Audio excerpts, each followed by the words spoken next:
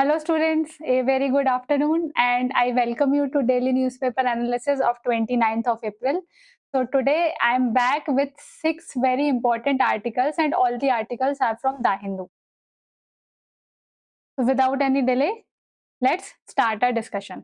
So our first topic is related to UAE exit from OPEC. So this is a major setback for this oil cartel because this oil cartel consist of around 40% of oil production in the world. So when UAE exiting from OPEC, this is a major setback for OPEC. Second important article is related to AI data center in Vizag, that is in Andhra Pradesh. So here we shall be discussing why Vizag was chosen for this purpose and what are the future developments. Third important article is related to prehistoric rock painting, which was recently rediscovered in Nilgiris, and we shall be discussing important tribes which are preserving these type of prehistoric rock paintings and important rock paintings we shall be discussing with respect to the static part. Fourth important article is related to digital arrest. So here we shall be discussing the basic concept of digital arrest and what were the recent findings, what were the recent happenings. And fifth article is related to financial inclusion. So recently very unfortunate incident took place in Keonjhar district of Orissa. So here this particular case study or this particular event raises a serious question on the financial inclusion initiatives in India. So we shall be discussing how important it is. And finally we have article which is related to natural justice. So recently a judge of Delhi High Court has refused to rescue herself from a particular case where there might be case of there might be possibility of conflict of interest. So these are very 6 important articles for today. So let's start our detailed discussion. So here first important article is related to UAE announces exit from OPEC, thus weakening the cartel's bargaining power. So see, first of all, before understanding the complete issue, it is important for us to know how these oil cartels work. See, now we are talking about OPEC, and OPEC is an oil cartel. Oil cartel means a group of particular countries who have collective bargaining power on any platform. So here if we are talking about oil cartels, then all these countries have collective bargaining power with respect to oil prices. Now what is the basic purpose of oil cartels? So here oil cartels have 3 basic purpose. That means OPEC is functioning based on 3 objectives. What are those 3 objectives? First very important objective is to ensure a fair price, ensure a fair oil price to all these oil producing countries. Obviously why they will produce oil? They want some benefit, right? They want some money. So first important objective is they have to ensure a fair oil price to all these oil producing countries. Their second objective is to ensure the regular supply of oil to the oil consuming nations. So what is second purpose? Regular supply of oil to consuming nations. And their third important objective is to stabilize the prices of oil in the market. So here their third important objective will be to stabilize oil prices in the market. So for example, if the oil prices are very low and the production is very high, production is huge, so they will cut the oil prices, or sorry, they will cut the production. Hence, the oil prices will be a bit higher. So in this way, they regulate the production also, and in turn, they regulate or stabilize the oil prices also. So for any oil cartel, these are the 3 basic objectives. So if we are talking about OPEC, so these are the 3 basic objectives of OPEC. Now, here, UAE has announced exit from OPEC. So if UAE has announced exit, that means there must be some issue related to any one of these 3 objectives. Then only UAE is exiting from the OPEC. Now let's come to the real news. What all article is discussing. So see, here the article says that UAE has announced that it will leave OPEC from 1st May, and removing the cartel's third largest producer and weakening the OPEC's presence. That means since UAE has announced its removal, now it is no longer member of OPEC, and UAE was the third largest oil producing nation in OPEC. So here, first thing what happened, now the oil production of the collective OPEC countries will reduce, and their bargaining power over any platform will reduce. So this is the first important thing. Now briefly, let's discuss what is the main reason why UAE is exiting from OPEC. So first important reason to exit is the production quota. First important thing is the production quota. See, here the article says UAE has been unhappy with OPEC production quotas. So first of all, let's discuss this concept of production quota. See, let's discuss a basic procedure, how these oil producing nations will decide that who will produce how much of oil. So see, whenever a requirement comes from all over the countries, all over the world, so they will hold a meeting. There will be a particular meeting of OPEC countries, and they will decide a production ceiling. So what is the meaning of production ceiling? Production ceiling means this total quantity of oil which has to be produced by these oil producing countries. Now, from these production ceilings, distribution will be done. Distribution is the production quota.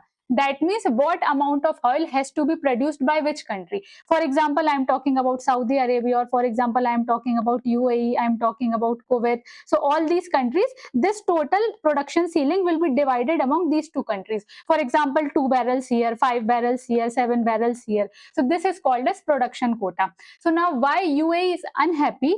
Because there is a restriction on production quota on UAE, because at present UAE has the capacity to produce 5 million barrels per day. That means at present, in a single day, 5 million barrels of crude oil can be produced by UAE. But because there is a restriction of production quota, UAE can produce only 3.4 million barrels per day. So see, why this is an issue? Because if the remaining 1.6 million barrels per day UAE is producing, then it will earn money, right? So it will benefit UAE's economy. But because of the restriction of production quota, UAE is no longer able to produce that. So that's why UAE is saying that there is no benefit for us to be the part of OPEC, and hence we are leaving. So this was the first reason. Second reason is, since many countries are the members of OPEC, for example, Saudi also, for example, Kuwait also. So there are some political and economic differences between UAE and other countries. For example, Saudi Arabia is major country in OPEC, and there are political and economic differences between Saudi as well as UAE. So these were the two important reasons. What was the first reason why UAE is leaving OPEC? First important reason was the production quota. Because UAE has more capacity to produce oil, but because of the restriction, UAE could produce only 3.4 million barrels, but it has the capacity to produce 5 million barrels per day.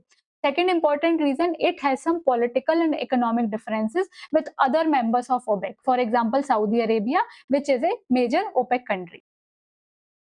Okay, now UAE has also decided to exit OPEC plus. So the OPEC countries are different, and OPEC plus is different. So in OPEC plus, along with OPEC countries, we have some other countries also. So this also we shall be discussing. So first of all, let's discuss what will be the impact of this. So here we have to discuss about the OPEC plus countries. So what will be the market impact of this? So now, since UAE is exiting OPEC, what will be the market impact? So article is saying immediate impact will not be much, because impact can only be seen under the normal situations. Because what will happen under normal situation? The oil production capacity of OPEC countries will reduce, and the demand of other countries is very high. Hence, the oil prices will rise and production is very low.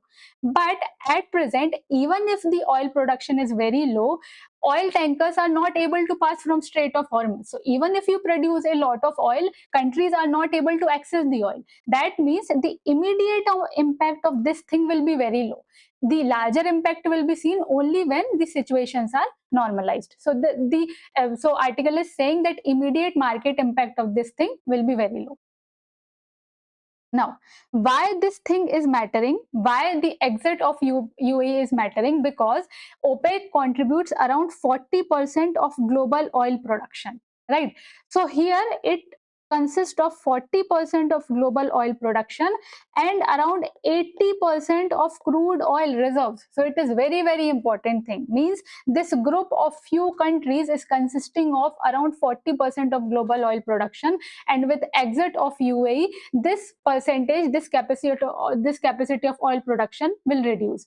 And before the exit of UAE, this thing was weakening because of the production of shale gas in United States. So earlier also the impact of OPEC was weakening, but even after the exit of UAE, this thing will weak a lot. So these were the some of the important things what will happen because of the exit of UAE.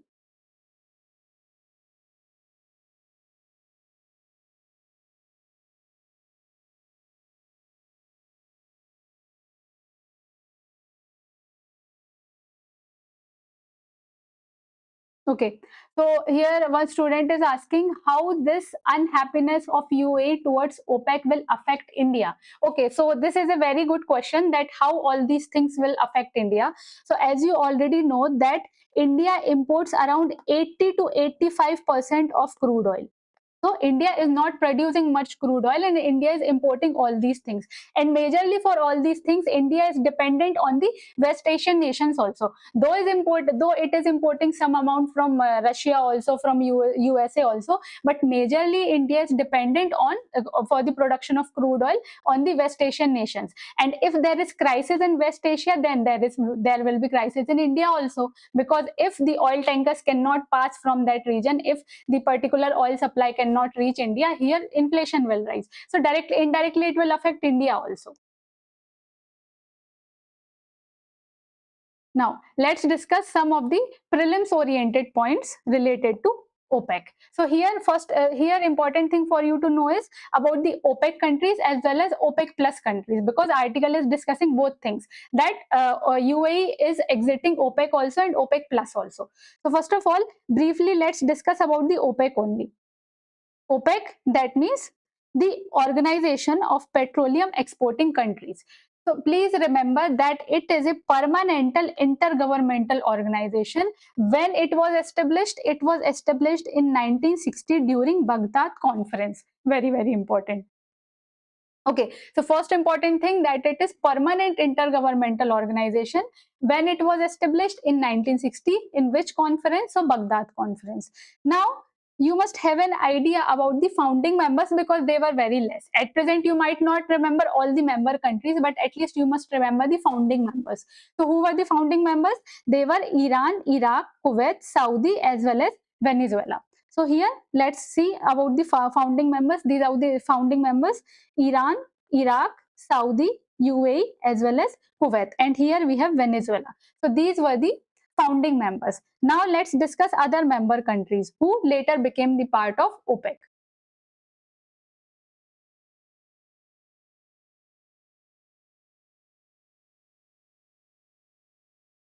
Okay, so one student is saying that nothing can affect India too much because India is India. No, actually, Sumit, it's not like that, because if we see in the in longer run, so it will affect India, because as you already know that USA is going to impose sanctions on India if India is importing Russian oil. So in any way, India has to be dependent on the oil supply from West Asian nations. And if there is crisis in West Asia, in long run, it will affect India. Okay, so now let's discuss about the member countries. So let other member countries are the Algeria, Congo, Gabon, Equatorial Guinea, Iraq, Iran, Kuwait, Libya, Nigeria. So you can read all these member countries. So these are the other member countries. So recently here we discussed about the founding members and other members who eventually became members of the OPEC nations. So these are some of the African countries like Gabon, Libya, etc., etc. So these were the member countries of OPEC. And yes, secretariat of any organization is very important. So secretariat is located in Vienna, Austria. Now, here if we are talking about the objectives, so the objectives remain same. The objectives we discussed in starting, no? that for any oil cartel, these are the objectives. So objectives of the OPEC remain same.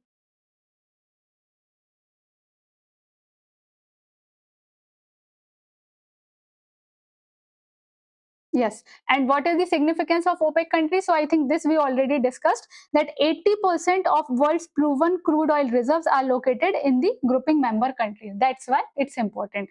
So I think about OPEC countries we already discussed. Now let's discuss briefly about OPEC plus. So here OPEC plus means OPEC countries plus other countries.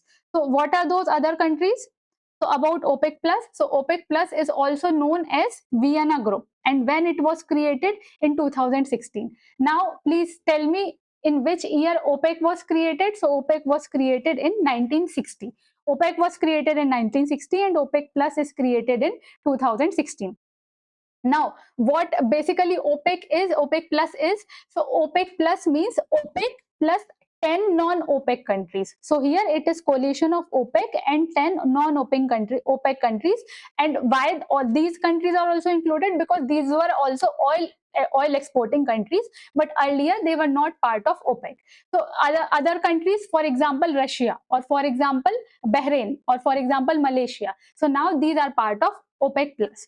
So what are those countries? Azerbaijan, Bahrain, Brunei, Kazakhstan, Malaysia, Mexico, Oman, Russia, South Sudan, and Sudan. So basically, it is including countries from Central America, it is including countries from Central Asia, some of the countries from East Asia. So these are the some of the countries of the OPEC. So all these countries in the blue color, all these countries are part of the OPEC plus region. So at least you must have a basic idea about OPEC countries, because UPSC has already asked a question about the G20 countries. So though there were many countries, but at least you must have a basic idea that from which country, at least from which region some countries are there. For example, you can easily eliminate Australia, or for example, you can easily eliminate any country from North America if the countries of OPEC is being asked.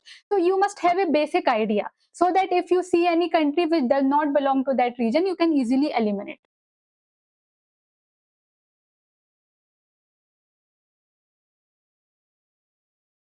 Okay, so I think we discussed about OPEC. Yes. So, what is the purpose of these OPEC countries? So, these countries signed a declaration of cooperation undertaking a production adjustment to achieve long-lasting stability in the oil market. So, basically, their main purpose is also to ensure all those objectives which we discussed about OPEC. Just there a cooperation between OPEC countries and other 10 non-OPEC countries. Now, next very important article. So here actually I have combined two articles which were in The Hindu today. So these two articles is about the AI data hub in Vizag, that is in Andhra Pradesh. So here first article is related to recently the foundation of Google AI data hub was laid in Vizag in Andhra Pradesh, and second article is related to, since the foundation for first project is already been laid down, so the Andhra Pradesh is looking for the second major AI data center also. So we will be combining both these news. Okay. So here Google is setting up a 1 gigawatt hyperscale AI data center in Visakhapatnam. So this is a very good, very important development related to the future of knowledge economy in India. Because if more and more data centers are being built in India, then more and more indigenous AI models and more all these things will be developed in India. So first of all, let's understand a basic idea of data center. Then we will discuss about the AI data center. So tell me, what is data center? Data center is nothing but a physical facility where huge amount of data is being stored, managed as well as processed. So it requires very strong servers. So what is data facility? Data center? Data center is nothing but a physical facility. And what is the main purpose of this physical facility? Its main purpose is to store, process as well as manage data. Now let's come to the hyperscale AI data center. So now I am talking about AI data center.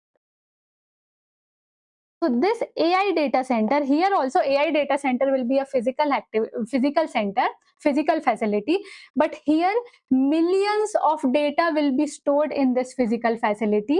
So here important things are here, millions of data will be stored, millions of users data will be stored. And second important thing, the servers required for AI data center will be very, very strong. Why I am saying this, that servers which will be required will be strong, because the main purpose of AI data center is to train AI models. For example, chat gpt, or for example Google Gemini. These are AI models. So imagine a situation where millions of users are using chat gpt at one time, and chat gpt is able to respond at a single time to all those million users. So how is that possible? It is possible, it can be possible only when that particular AI model is trained through millions of users' data. When you train an AI model through huge amount of data, then only that model can respond quickly.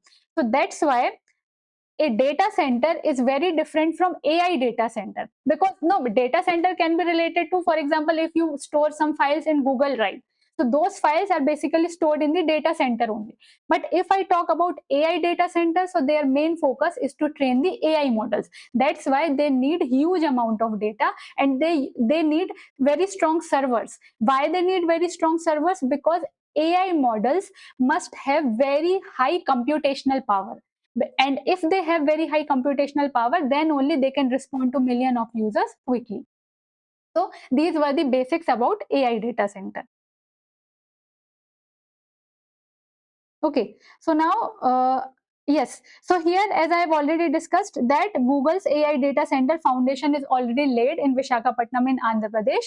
And so this project was with the help of Adani groups. And now Andhra Pradesh is also planning to set up second major AI data center. So this thing will be in partnership with Reliance Group. So here Vizag will become a major hub for data center.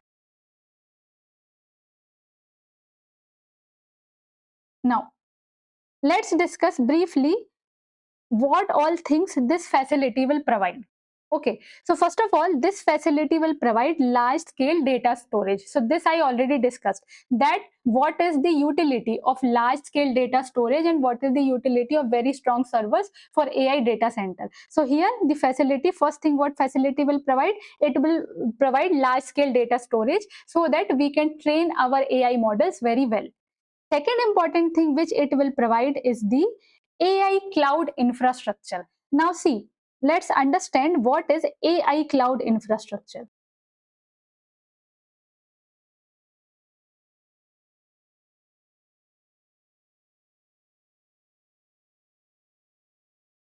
Okay, so AI cloud infrastructure are basically the servers, they are the computers which you are not using physically, but you are using over the internet. Okay, see, you understand in this way. For example, you want to go for a ride. So here you have two options. First option is you can buy your own car, you can do a huge expenditure, you can use that car and you can go for a trip. Second option you have, you can rent a car or you can book a ride over Ola, Uber or any app. So now this second option is very good for you, right? Because if, no, maybe you are going for a ride once or twice or a year, and for that only you are making huge amount of expenses. So same thing is being done under AI cloud infrastructure. So here what the tech giants like Microsoft or Google, what these tech giants will do, they will create AI cloud infrastructure, and any emerging startup or any emerging country will rent out all these infrastructure. They will do their work, they will pay their rent, that's it. Otherwise they have to put a huge amount of expenditure in buying the services, in buying the servers, in buying the cooling system, they have to pay for electricity, etc. So what is basically AI cloud infrastructure? These are the servers, these are the computers which are not available, which are not present physically. They are present over the internet, where the emerging companies can use them for their benefit, and they don't have to do huge amount of expenditure. So here basically you can rent out all these servers or all these computers and you can do their work, you can do your work. So this is the second facility which this Google AI data center will provide. Okay, now third important point is the subsea cable connectivity with foreign countries. So subsea cable connectivity, India is establishing subsea cable connectivity with other countries. So now this is a very good advantage for Vishakhapatnam. This is a very good advantage for that place because it is a coastal region, and if you want to lay undersea water cables, then it will be a benefit for the coastal regions. So now briefly let's discuss that why Vizag was chosen for this purpose. That means why Vizag was chosen for the AI data center. So see, if you want to set up a data center, basically you will require three things. What are those three things? First important thing is the internet connectivity. Second important thing is electricity. And third important thing is land, right? Basically for data center you need all these three things. So if we talk about internet, just now we discussed about underwater sea cables, and for underwater sea cables coastal regions will be having advantage. Why? Because see, this is coastline of India, right? And here somewhere we have Vizag. So now as we know that this underwater connectivity India is doing with in collaboration with other countries. So whenever undersea cable will come from any other country, the first point of contact will be the coastal region only. That's why this thing is very advantageous for Vizag. So first thing, internet done. Second thing, if we talk about electricity, so Andhra Pradesh, or for that matter the region of Vishakhapatnam, have very good avenues for electricity generation. For example, solar power generation or the hydropower generation or wind energy generation. So that's why electricity is also not an issue in Andhra Pradesh. Third thing, if we talk about land, so mainly what should be the quality of land? The land should be cheap, and we need huge area of land. So compared to the other cities, other costly cities, for example Bangalore or for example Mumbai, Vizag is very good place where we can get huge amount of land at very low price. So these were the basics. Why? These were the basic concepts why Vizag was chosen.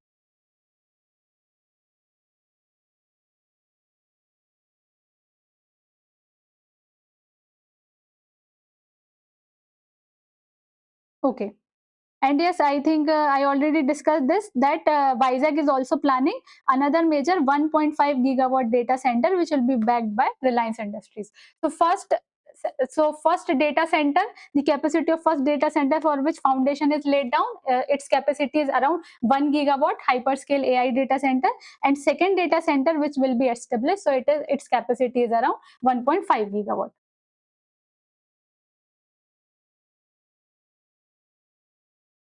Okay.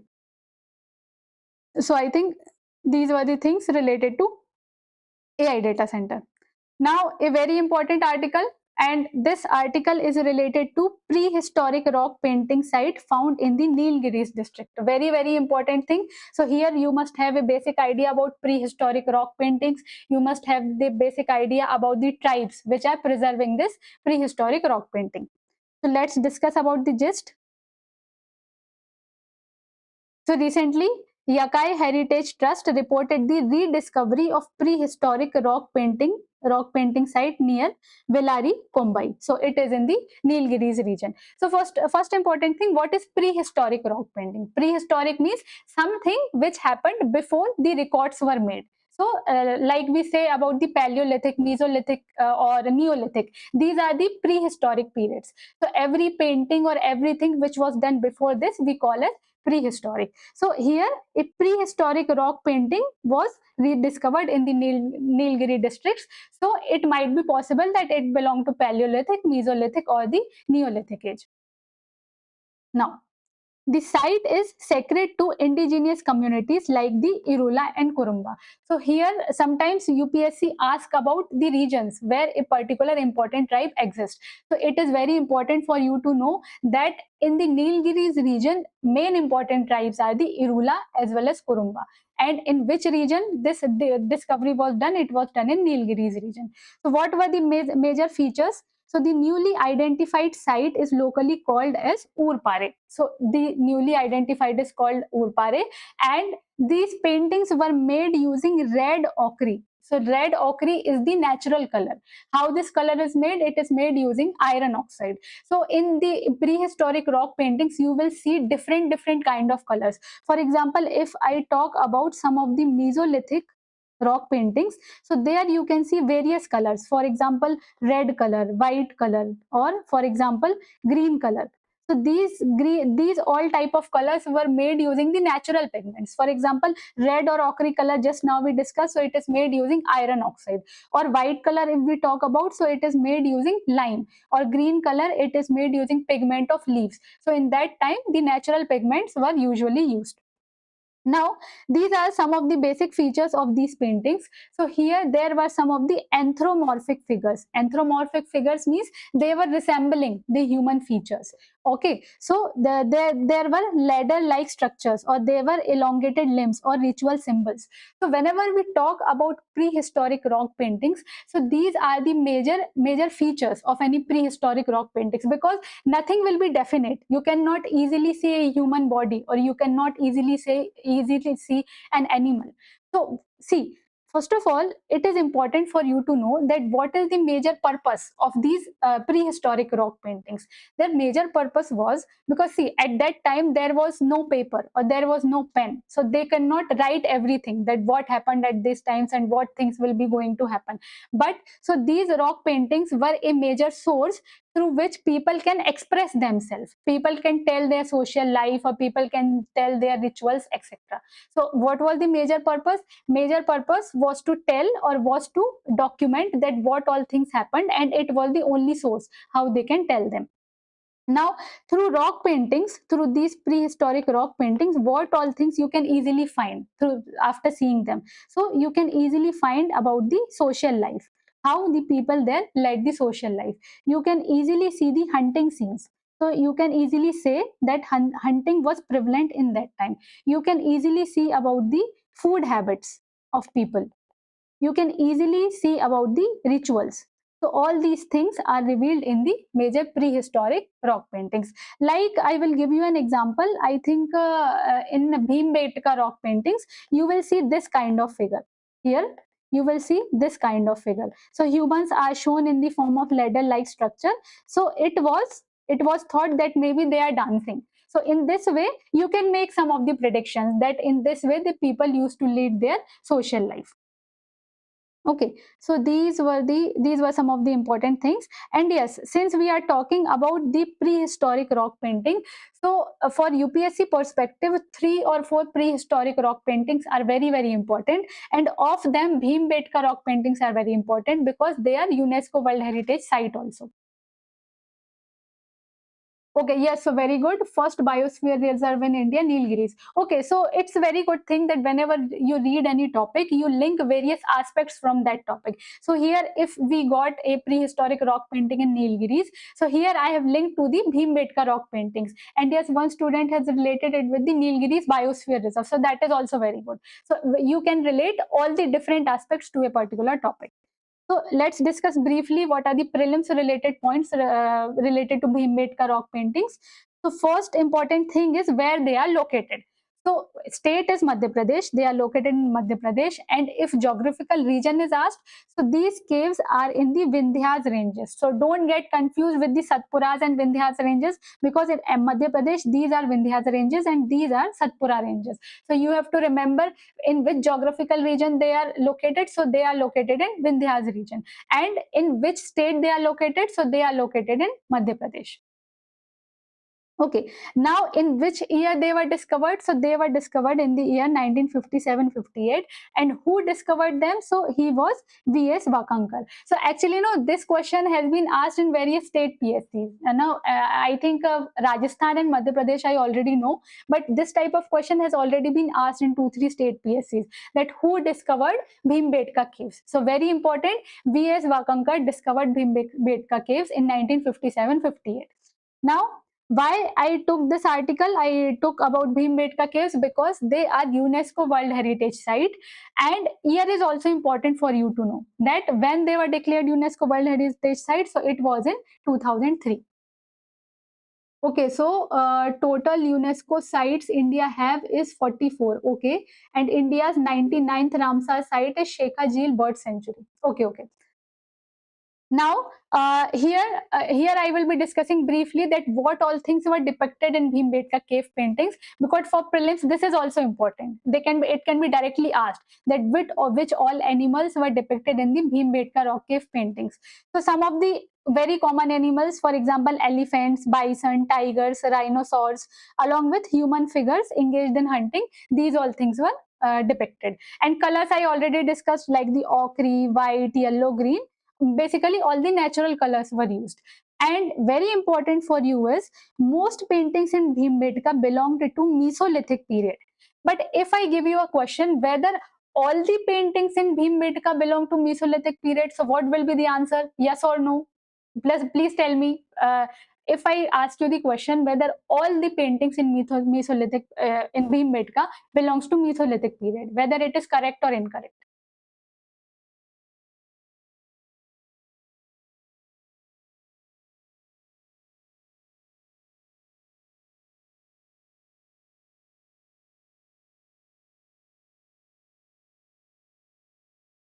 Okay, so whenever a question comes that the paintings belong to just Mesolithic period, so it will be incorrect, because some of the paintings belong to Upper Paleolithic period also, some of the paintings belong to Mesolithic also, but mostly the paintings belong to Mesolithic period.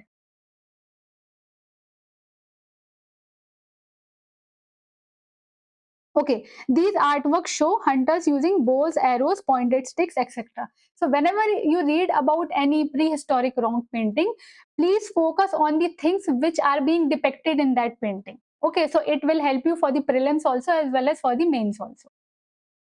Now, next very important article is related to digital arrest. So recently what happened? WhatsApp has banned more than 9,000 accounts which were linked to the digital arrest. So first of all, briefly, let's discuss the concept of digital arrest. Digital arrest. So basically, what is this? Digital arrest means, so basically digital arrest is a cyber crime, is a cyber scam. First important thing, what is digital arrest? It is a cyber crime. How it is being carried out? So under digital arrest, what will happen? What the scammers will do, they will impersonate any government authority or any law authority. So for example, you will receive a video call and a person will a person will impersonate like a police official or like the court official, and that person will say, maybe for example the person will say that no, your Aadhaar card is is related to a crime or linked to a crime. So either you face the trial or you transfer the money on this bank account or on this number. So people will get feared, right? So basically, this concept of digital arrest is used to instill fear in people and take money from them. So this is the basic concept of the digital arrest. Like for example, you may receive a fake video call from the bank official. That person will say that I belong to a particular bank and you have to do these and these things. Please don't tell to anyone, or please don't leave this room. If you do this, all these things can happen. So this is the basic purpose of the digital arrest.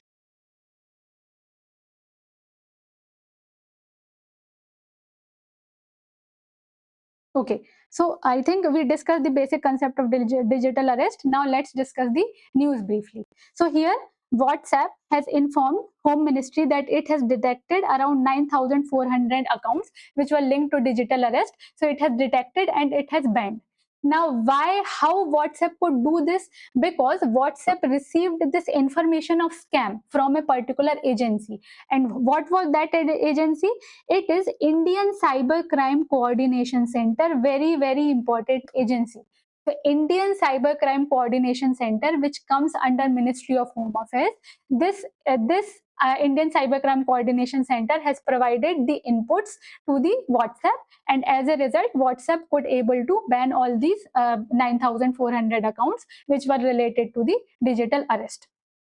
Now, WhatsApp is saying that it is also working on the SIM binding and AI and ML system to detect the fake police impersonation. So here, important for you to know is the SIM binding. What is the meaning of SIM binding? So here what will happen, no? See, to trace anything, you must need a valid SIM card, right? So what will happen here? The WhatsApp will link a particular WhatsApp will link a particular bank account to phone number. It's like, you can understand in this way. For example, your bank account is linked with your phone number. So whenever you conduct any activity, OTP will come on your number. And if you are able to receive OTP, anyone can trace you. That means if you are doing any crime, no, police can easily arrest you or police can easily trace you. So that's the concept behind the SIM binding, that if you want to trace any person or if you want to trace any scammer or criminal, you will try to link that account with particular SIM so that police can easily trace you. So WhatsApp is saying that at present it is working on the SIM binding technology also, so that you can detect other people who are trying to impersonate. Okay, so I think these were the basic issues which were discussed in the article. And yes, one more important thing here is Supreme Court of India has termed digital arrest as against human dignity. So Supreme Court is saying that this concept of digital arrest or this crime of digital arrest is against human dignity. Very, very important. UPSC can simply ask in prelims that the people who get feared from digital arrest or this crime of digital arrest is against which fundamental right of the constitution or is against which article. So basically, since it is against human dignity, that means it is against right to life, that is Article 21. So why it is against human dignity? The reason for this is, as you know, that this crime is used to instill fear in the people. People are not able to live freely. They are always under the fear. So all these things are against human dignity only, right? So basically, this thing is against human dignity, and which is against right to life under Article 21 of the Constitution. Okay. Now, next important article. This important article reflects a very unfortunate incident which recently took place in the Keonjhar district of Orissa. So here, this case study raises a very serious question on the concept of financial inclusion in India. It raises a serious question related to the steps which are taken for the financial inclusion in India. So first of all, let me discuss the news, then only you will decide that why this is a very good case study. So recently what happened in Keonjhar district in Orissa, a tribal man has to carry the skeletal remains of his deceased sister. Why he did this? Because he had to prove the bank that my sister is already dead, and he wanted to withdraw money from her account. And why he was forced to do that? Because bank was asking for the official documents like the death certificate and legal hire certificate. So see what happened. One day, this tribal man went to the bank and he asked for the withdrawal of money from the account of her sister. And her sister has already appointed him as the legal hire, that after her death, this person will get the money. But since that person did not have the legal documents to prove that she is already dead, because the bank was demanding death certificate and legal hire certificate, he was forced to carry the skeletal remains of his sister. And why he did this? Because he was unaware of the banking procedures. He was unaware because he was not financially literate. He was unaware what all documents he have to fill or what all documents have to be issued to the authorities or whom should I talk. He did not know anything. So basically he was financially illiterate, and because of this financial illiteracy he was forced to do all these things. Now after he took this step, all the required documents were issued and finally he was given the money. But here the major question is, no matter what, how many accounts you open, or no matter what, how many financial inclusion or financially awareness initiatives you start, if the person at the grassroots level is not able to understand the basic banking procedure, then what is the purpose of all these financial inclusion initiatives, right? So this is a very good case study, and you have to prepare the solutions also for this case study, that what should be the solution, what should be done, what should we do, so that the people are not forced to take all these kind of steps.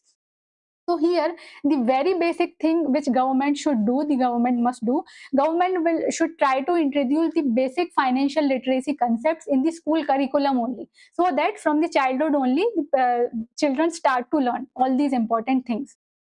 Now, second important thing is government can use the help of self-help groups, and government can use the help of banking correspondents, which we say banking mitras, to raise awareness among the people at the grassroots level.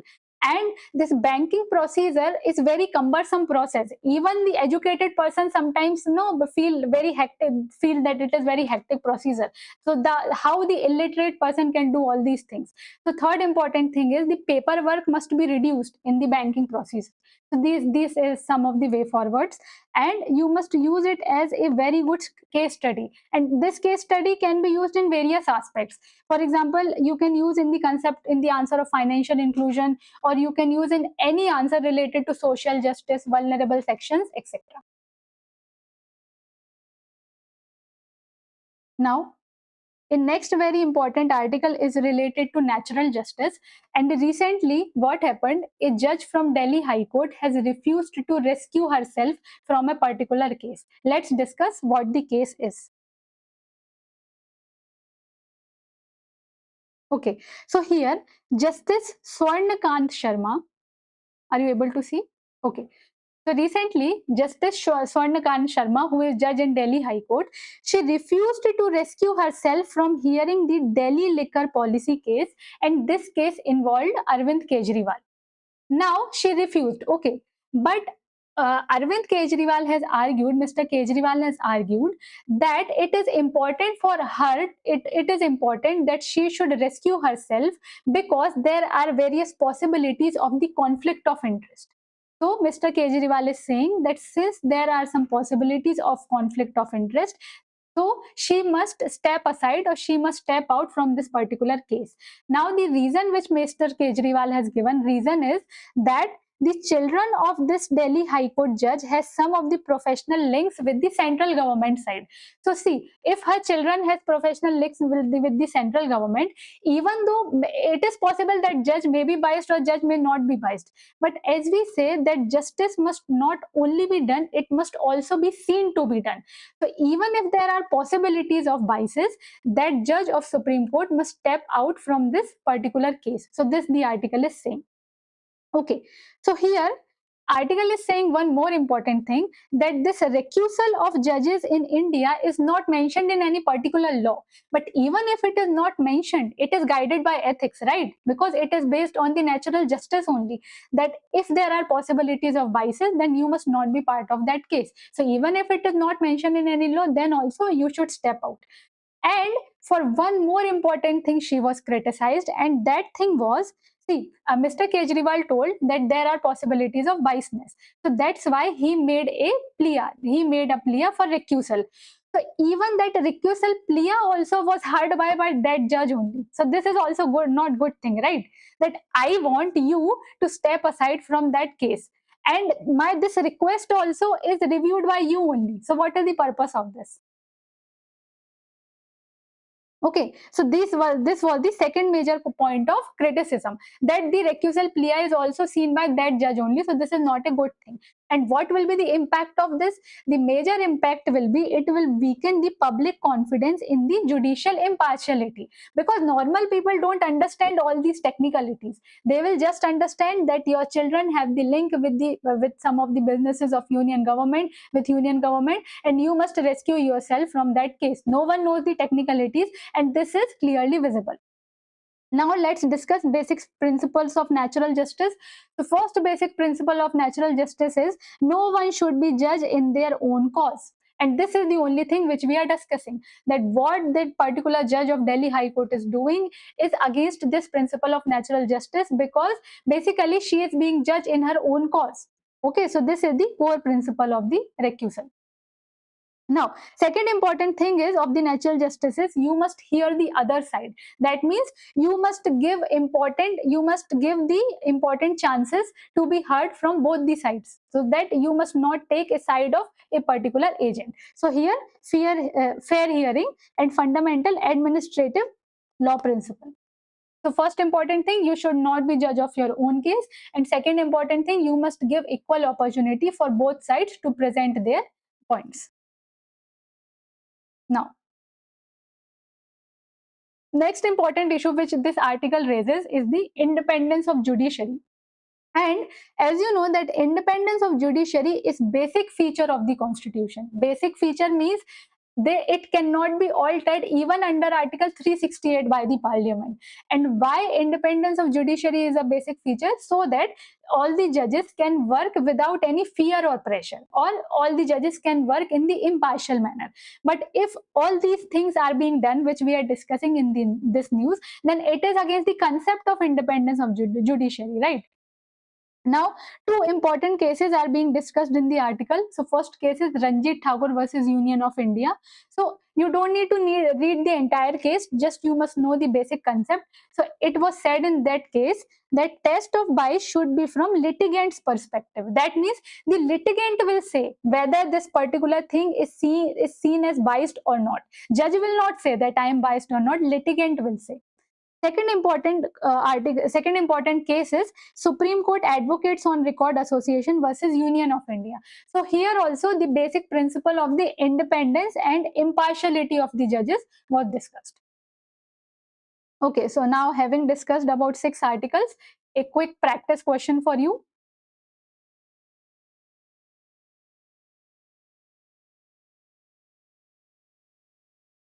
So this is a practice question. With reference to Organization of Petroleum Exporting Countries, that is OPEC, consider the following statements. First is, it is an intergovernmental organization of major oil exporting countries aimed at coordinating petroleum prices. Second is, its headquarters is located in Vienna. Third is, all major global oil producing countries, including USA and Russia, are members of OPEC. So now, as we have discussed briefly about OPEC as well as OPEC plus, so please try to give answer of this question in the comment section. And yes, so that's all from my side for today. Thank you and have